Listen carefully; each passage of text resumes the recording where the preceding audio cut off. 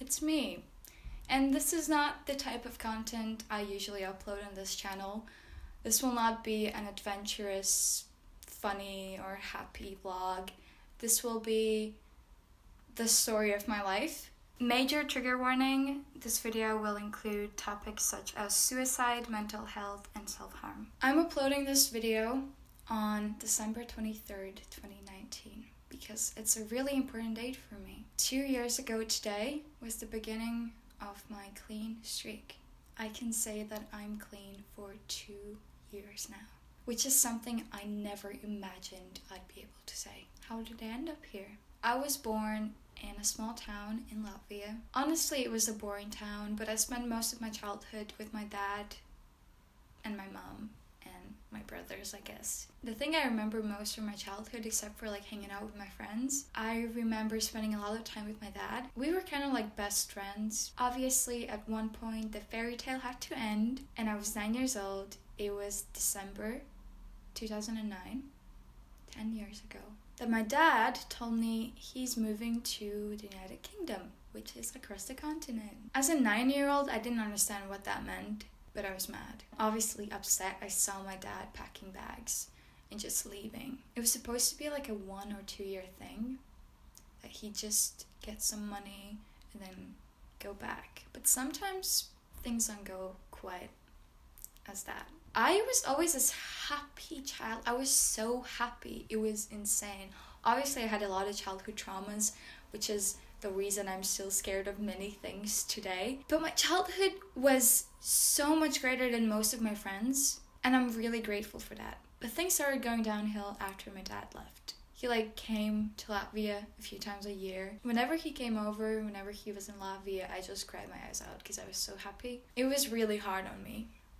It was really hard living without my dad when he had been my best friend for so long. And I was really mad at him for leaving, which made me upset, which made me start having anxiety. Something that I never really realized until I was coming of age. I have 3 older brothers. The youngest is 7 years older than me. My parents, well, at least my mom, never forced me to do well in school. She always saw me having breakdowns as a child. I just wouldn't stop panicking for hours if I couldn't get one math problem right, because I wanted to do perfectly. No one ever pressured me into having the best grades and the best attendance. Even as a kid in kindergarten and preschool, I just wanted to be the best at everything.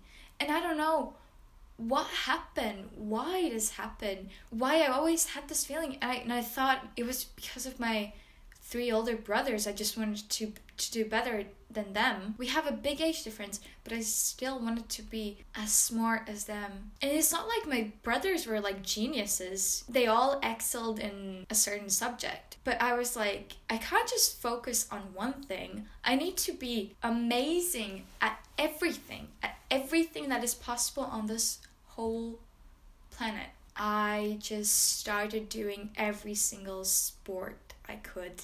Singing classes, I danced, I don't even remember all the things I did because it was all over the place. I wanted to be able to do anything, and that put so much pressure on me.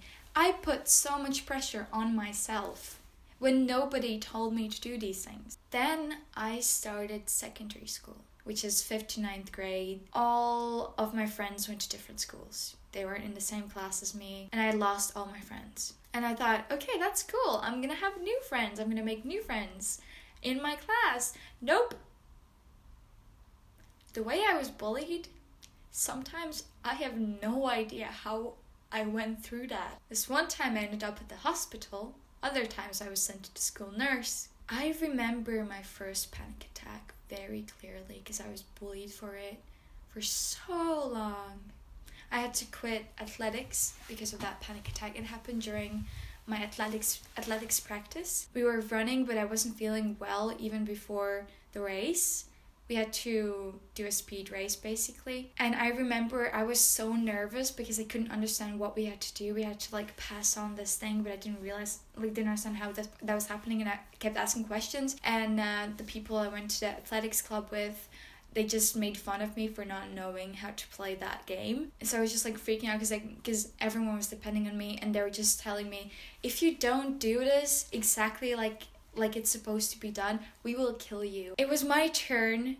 They passed the thing to me, and I started running, but then everything just dipped to black.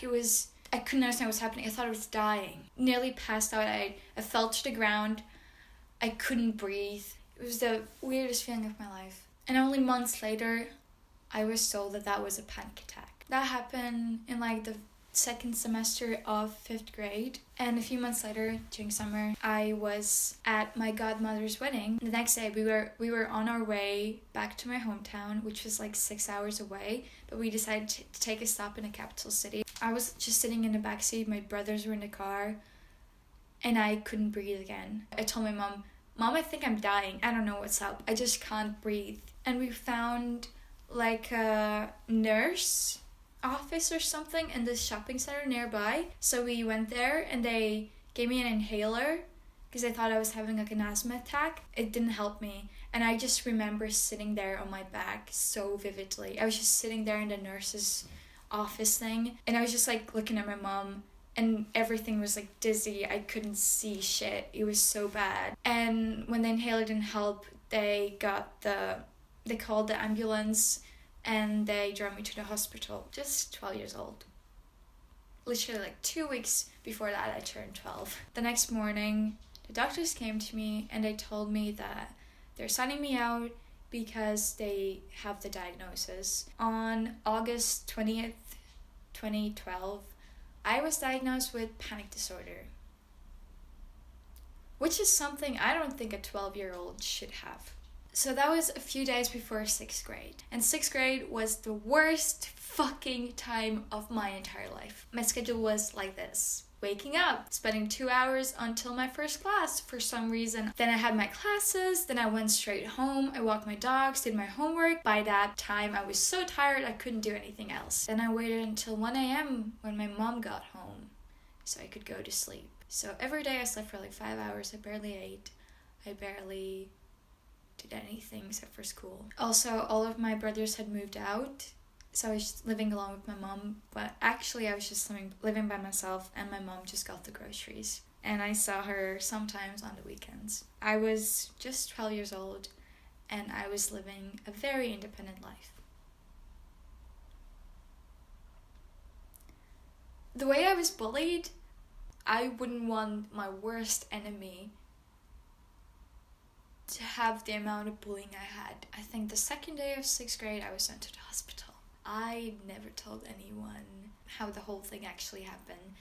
Obviously, the people who did that to me, they said I fell down to the ground from the bench, and I definitely wasn't beaten out of it. In 6th grade, I got another diagnosis. I had been feeling really bad for the past, 4 or 5 months. I went to like a therapist or something. The therapist was like, please get your blood results done.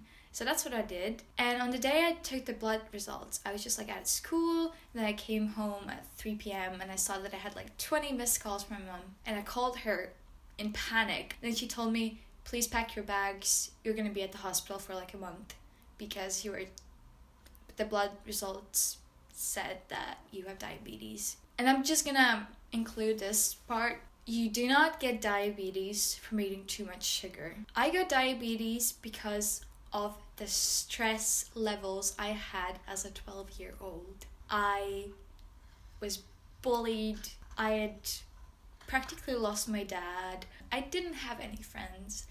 I had the horrible schedule where I didn't eat and I didn't sleep and I didn't do anything fun in my life. When I did go out of my house to like meet like an old neighbor of mine to just hang out, it was just for a couple of hours and I still felt like they never wanted to see me. So after a month in the hospital and a few weeks at home trying to adjust to my new life, having diabetes, which is one of the most complicated diseases ever. That year I had a lot of panic attacks. I don't remember much about the beginning of 2014, but in June I discovered 5 Seconds of Summer. And I'm including this because they're one of the main reasons why I'm talking to this camera right now. They changed my life completely. If everyone back in the day would have said that I'm such an introvert and I'm so antisocial, discovering 5 sauce made me learn English. I didn't know shit in English before that. I learned a whole fucking language because of them. I got friends from across the globe and in my country as well. For the first time since primary school, I had more than 1 or 2 friends listening to their music when I was having a panic attack.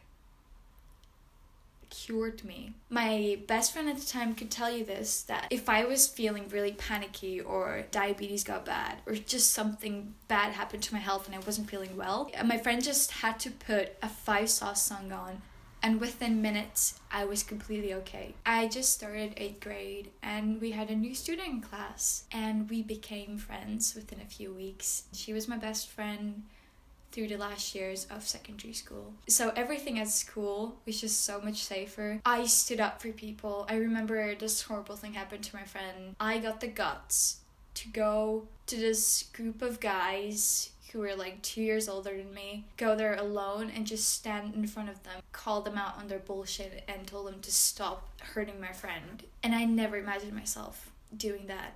I never stood up for myself when people were bullying me. I could never see my friends get bullied.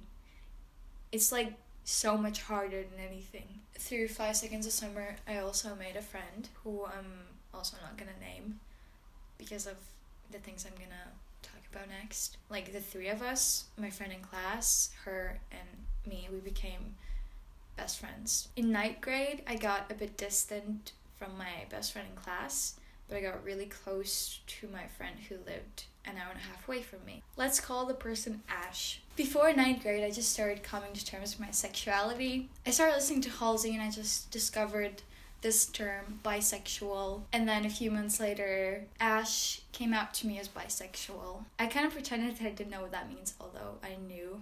The Ash person is gonna have a really significant part in this story, but in no way do I blame her for any of this because it's all on me. If Ash, you're watching this, I'm not blaming you at all. I found out that Ash liked me romantically, and at that time I hadn't come to terms with my gender and everything. Eventually Ash told me that they like me, they have a crush on me. Then there was this whole drama because I liked her, but I never told her until like a month later. 2016 came. 2016 is gonna have the most important part of this whole story. In April, I moved to the capital city of Latvia. The first time I ever moved. There just wasn't much holding us back. Shut the fuck up, Youngblood. Because of my health, I didn't have to do secondary school exams. I finished school like mid-May. I spent all of my time alone. I had just moved 2 hours away from my hometown, so I didn't have anyone. And I just spent so much time looking at clubs to try to find like new people that I could be friends with, which now seems so bizarre to me because that was actually a problem and now it isn't. I spent May, June, and the majority of July alone. My graduation was June 10th, and because I was graduating, my dad came over to Latvia, and that was when things with my family got really bad. My relationship with my mom, it got bad for the first time in my life. I just kept having panic attacks every day because of that. And when my dad was over, it was even worse. These months that I spent alone in the capital city, I started becoming suicidal. And that was like not new to me, but it was different from other times when I had felt really depressed in the past. And I started going to therapy. My therapist was the worst person ever. I didn't trust her. When I did trust her, she called my mom. Remember Ash? We were like still kind of friends, but we stopped talking in July. I became friends with a lot of like Latvian 21 Pilots fans. I finally got friends in capital cities, so I spent all of my time with them. And then like a few months later, I got in a relationship with one of the 21 Pilots fans. In summer 2016, I discovered the term transgender. And that completely turned my life around because everything started making so much sense. In October 2016, I finally came to terms with my gender identity. That's when things with my mom and a lot of other people got really worse. I had just started college and I was like really loved by my course mates, and I just had a really great relationship with all of them, and I had made so many friends in just the first few weeks. For some reason everyone suddenly liked me. I realized that I had like stopped communicating with my friends from the past, which was all my fault, really. And I got this message from Ash. It was on November 14th. I remember that because that's the day my niece was born. I got 2 messages at the same time, one from Ash and one from my mom saying that my niece is born. The other message that I got from Ash was a cutting ties with me message. This day was horrible altogether. I had just been at the hospital to visit my friend. My dad was in Latvia, so that already meant that things weren't going well, because ever since like 2014, whenever my dad was home, I was not happy, but especially in like 2016, because I just despised him. I started changing my appearance and my mom was really mad at me. She just didn't understand what's happening. And my mom called me and she was like, "Why aren't you home? Why are you never home these days? Your niece was just born. What are you doing?" I was crying at the bus stop because of that cutting ties message, and then my bus came and I felt like a ghost on that bus ride home. And I got home. I remember my parents were there and they were just like rushing to the hospital or something, and then I was like left alone in my room. I had these windows from the floor till the ceiling. I lived on the 19th floor, and I was just like looking outside the window on this day, November 14, 2016, and I would just imagine myself, what if I opened the window and just jumped out of it? It was like an urge, like I couldn't stop it, but I was like, no, I have to do some things first. And I remember like texting all of my friends, "Hey, I love you so much. I hope you have the best life," and stuff like that. And I really tried. Really, really tried. But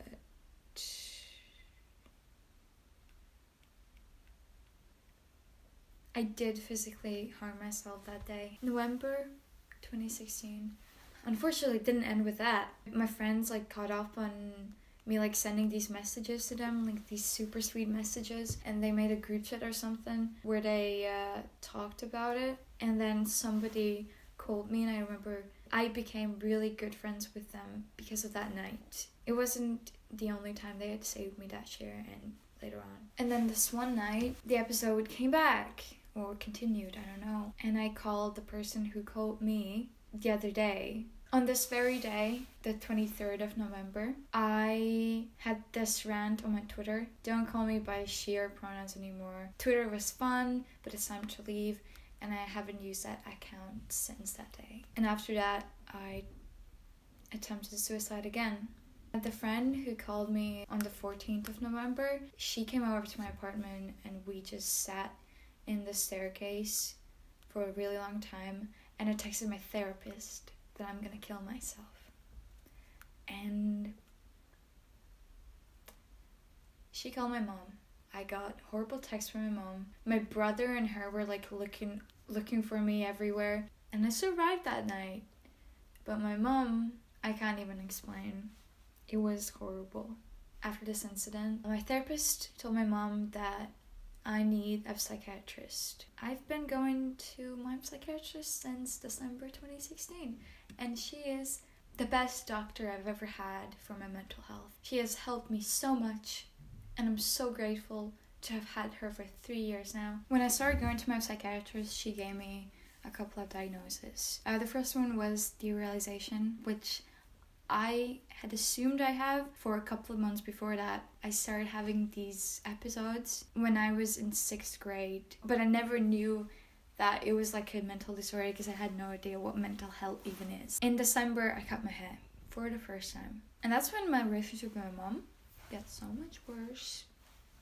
I think it's time to like exclude a lot of details that happen and a lot of details that impacted my mental health because of the privacy of others. But I am gonna move on to 2017 because it's a very important year in terms of my mental health. I got shivers just thinking about it. Because I can't believe that that used to be me. Just can't believe that all of this has happened. And I'm here. I'm still here. I'm so grateful. I'm just gonna get straight to the deal. It was February 2017. I kept being suicidal. And the worst day of my life happened. I was going downtown and something happened to me. And I was just in this minibus. And then everything just felt so useless, so unnecessary. Why was I even going there? What's the point of me just getting something for my future if my future is non-existent? And I just had this click. I'm not gonna have a future. I'm never gonna have anything. And I had never felt that bad in my entire life. I remember I just rushed out of the bus and sat down at the bus stop, and I just started crying so hard. Everyone in the bus stop just left. No one cared to help me. I just ran down to the river, and I sat next to the river, and I texted my mom. I still have the messages. It's surreal. I texted my mom. I told her to call the ambulance. Because I'm about to kill myself. And then I did a lot of fucked up shit there downtown in fucking public. And I told my mom distinctly, don't come here, just call the ambulance. And she came there and she said that she just had to check that if it's legit or something. Because the ambulance said that if it's not legit, they're not fucking coming. When I saw her arrive, it was the worst feeling ever. I just didn't want to see her so badly for so many reasons. And then the ambulance came after like half an hour with the sirens on, which was a first timer for me. They checked my wrist, put a lot of band-aids on. The first thing that they asked me, the ambulance, was, am I playing that game called The Blue Whale? If you don't know what that is, a game that was really popular around that time where people did a lot of things, and to win the game you had to kill yourself. So that was the first question they asked me. That was so insensitive. The ambulance sent me to the mental clinic, and I remember I was like undressed. I was like put in these weird fucking clothes, and it was February, it was so cold. They checked every single part of my bag. They removed most of my items that were dangerous to myself.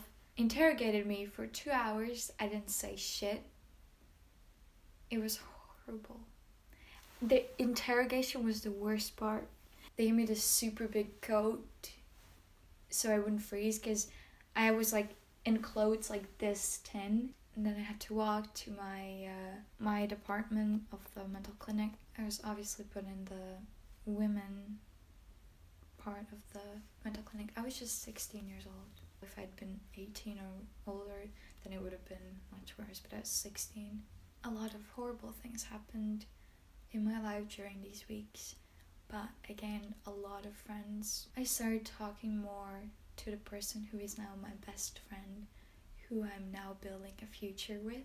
She helped me so much during these weeks. I wish I could tell you a lot of details to complete the story, but I'm not gonna, for the privacy of others and everything. But during my hospital stay, I was treated horribly by the people closest to me, especially by a family member, because everyone had to find out that I attempted suicide. My college had to find out, my friends, my relatives, everyone found out about that situation. And there was this one person in particular who gave me orders on how to live my life after that, when I'm out of the hospital. At first they told me I'm gonna stay there for months. I wasn't treated there at all. They just gave me medicine 3 times a day. They treated me horribly. They locked up my diabetes equipment, so every time something happened to me, I just had to find a nurse and they would like use this key card to like get my diabetes stuff, and then they would just watch me. They gave me derealization pills, that's all I remember, and antidepressants, a lot of antidepressants. I think I had like 5 pills 3 times a day. My friends were the best. I wasn't allowed to meet anybody during my mental clinic stay because there was a curfew. To get inside my department, there were like 4 doors with key cards and everything, and it just felt like a movie. I never realized it would be like that. I was there for weeks, but I only saw my doctors, which were like a group of like 5 people. They just interrogated me while they visited me those 2 times. I just screamed, "Can you please get me out of here?" When I was there, I realized that I'm not like the people I'm surrounded by, and I just realized that I'm sane enough to not be there, and I just had to get out of there because I was feeling so much worse. I was just completely out of the society, and I was just fed pills 3 times a day, and I wasn't treated at all, and there was no therapy, there was nothing. The only thing that really helped me is that I never wanted to step my foot in there again, because they told me if I ever end up there again, I'm gonna stay there for years. After they told me that, I just knew that I had to do something. I had already told my courses teacher that I'm gonna drop out of school. That worked out since I'm in my final year of college right now.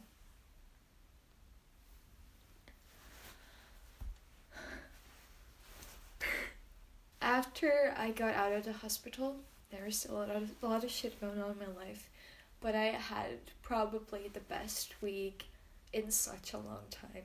I didn't tell anyone in my course that I was at the mental clinic except for like 2 people. Remember when I told you that I had so many great friends in my course at the beginning of year 1? Well, after I started changing my appearance, I cut my hair. All of these people began to bully me.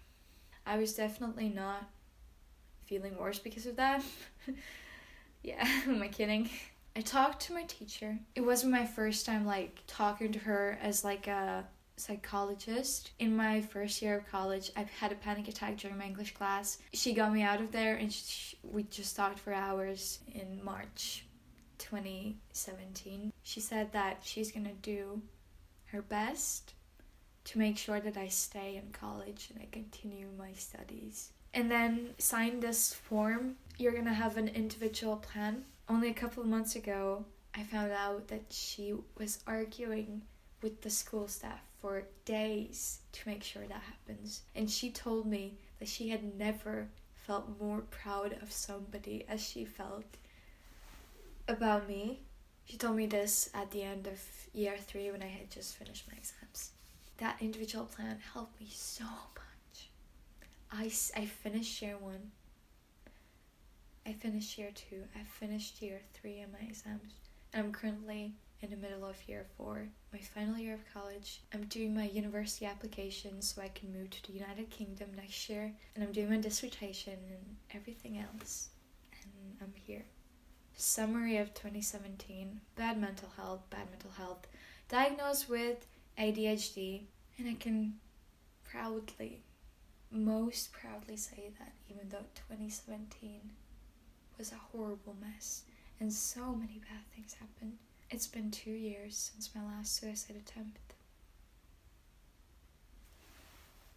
Year 2 was really hard as well. I got bullied again, and because of that I got another disease, the celiac disease. I started having symptoms around the time I was bullied most. I was diagnosed with it like 3 months later when it was so bad I didn't go to school for like 2 weeks. Whenever I was at school, I was bullied for every single action of mine. It was so bad.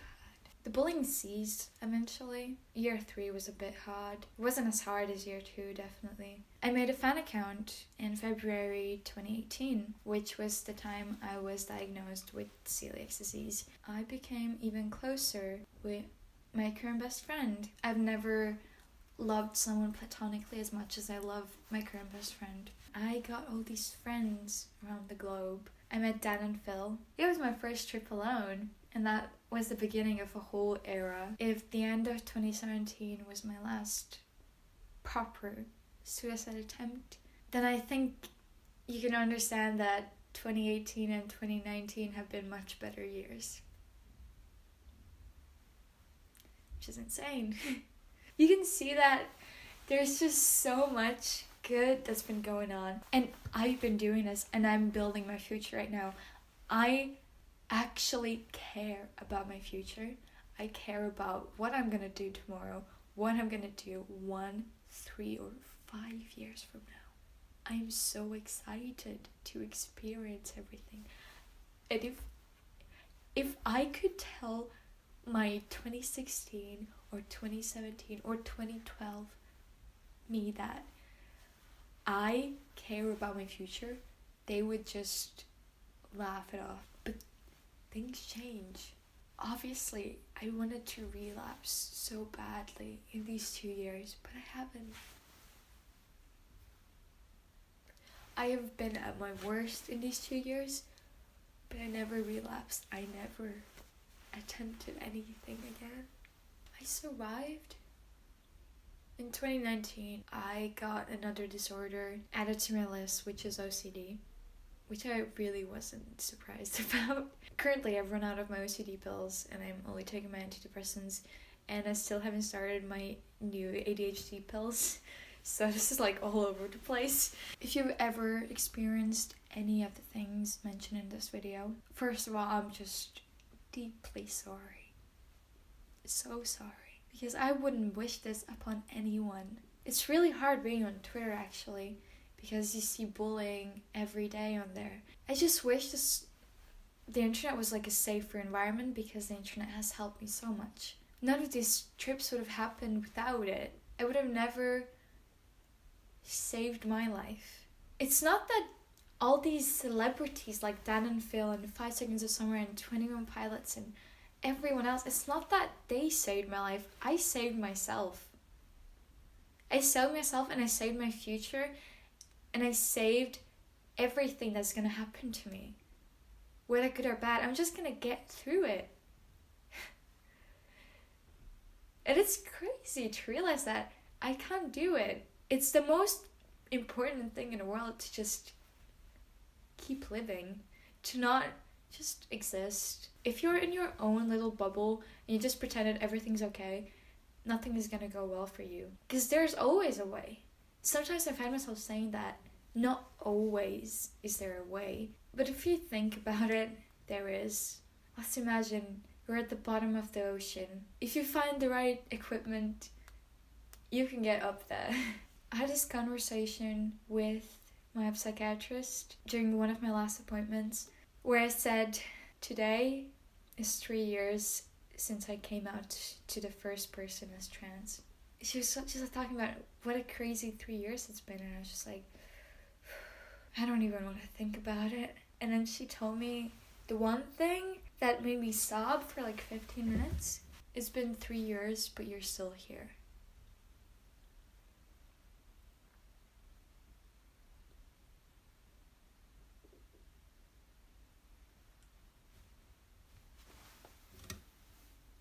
And I am here recording this video, hoping that somebody, at least one person, watches this and it helps them.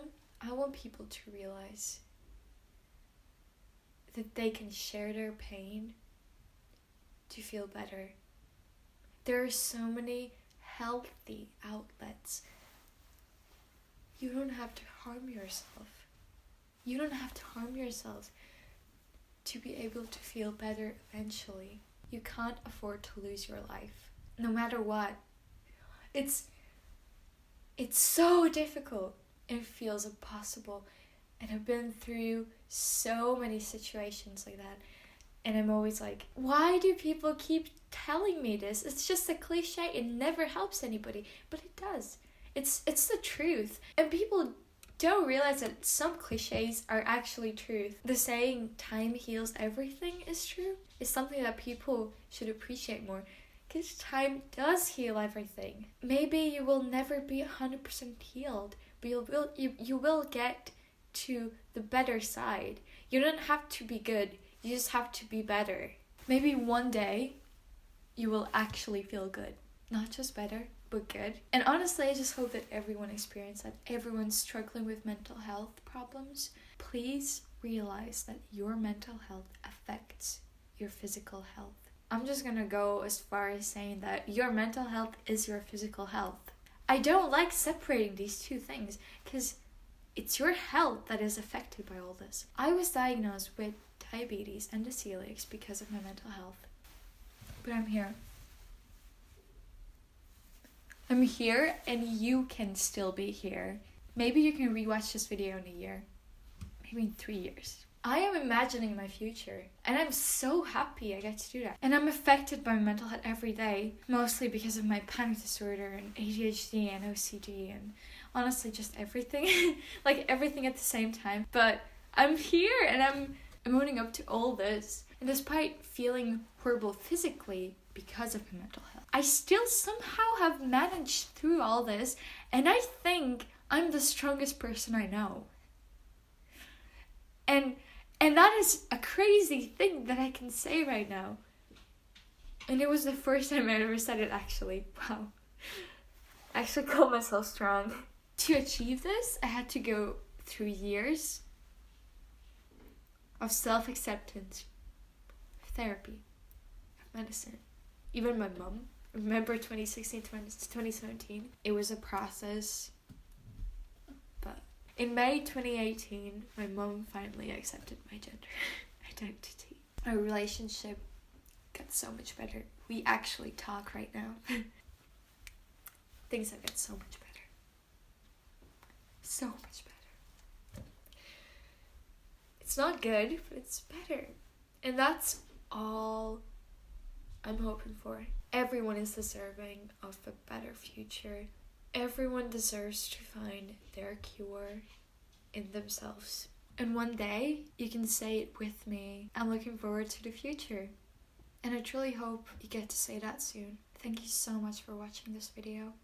If you ever need anything regarding your mental health, drop me a DM, send an anonymous curious cat message, call me, video call me, leave a YouTube comment, just do anything. And I really appreciate you. I got you, okay? You have all my support. I'm just gonna say, fuck abusive relationships, fuck toxic friends, fuck non-accepting family, fuck mental health struggles, fuck the society making you think that you don't deserve a future, and most importantly, fuck that silly voice in your head that's telling you that you are nothing. Because you're everything. And you are the most important person in your life. Thank you.